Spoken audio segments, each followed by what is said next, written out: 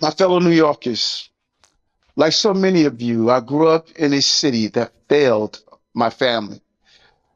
My mother raised six children on her own, working three jobs. Yet, even when her hard work was met with injustice and indignity, she soldiered on.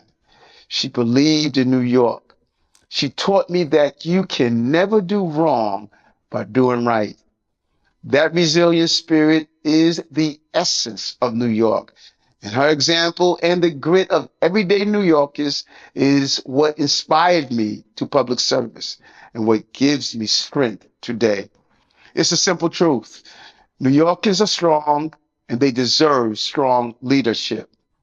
And when New Yorkers worry about their bills at the kitchen table or feel unsafe on a subway platform, they don't expect a political party to help. They want leadership from a person who understands their struggle and their story. There isn't a liberal or conservative way to fix New York, but there is a right way and a wrong way. And true leaders don't just know the right path, they have the guts to take it. I've always put New York's people before politics and party, and I always will. Some leaders choose rhetoric over results and fail to make working people their North Star. But the values of a working class base, pro public safety, pro worker, pro quality of life, are still there, standing strong, even if many who share them have left the party. Those are my values, New York's values, and I will always fight for them.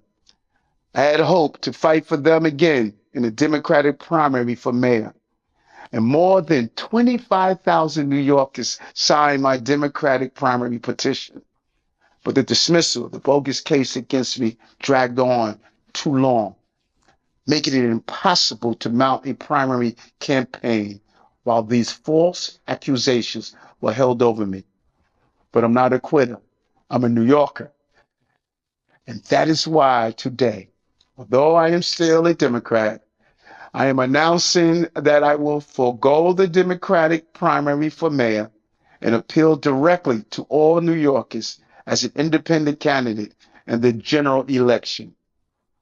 I firmly believe that this city is better served by truly independent leadership, not leaders pulled at by the extremists on the far left or the far right, but instead those rooted in the common middle, the place where the vast majority of New Yorkers are firmly planted.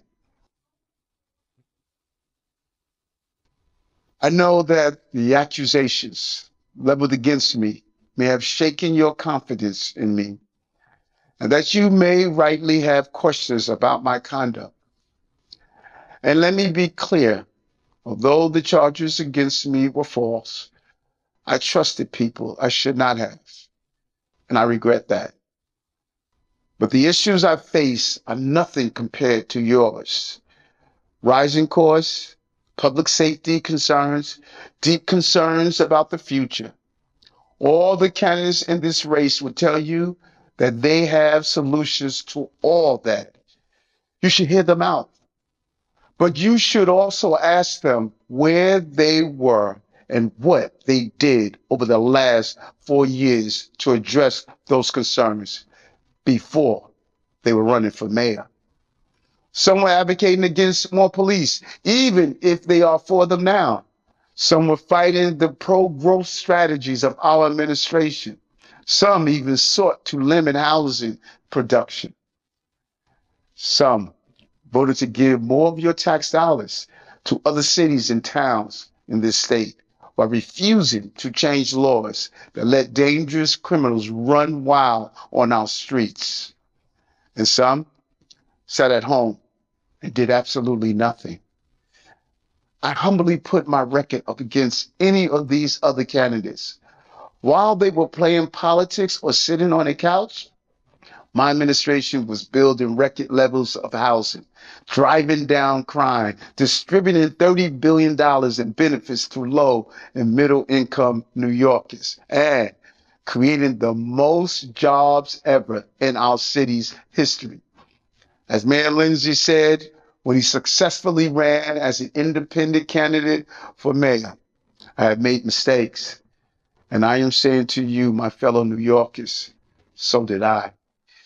But it was not a mistake to invest more in housing than any other mayor.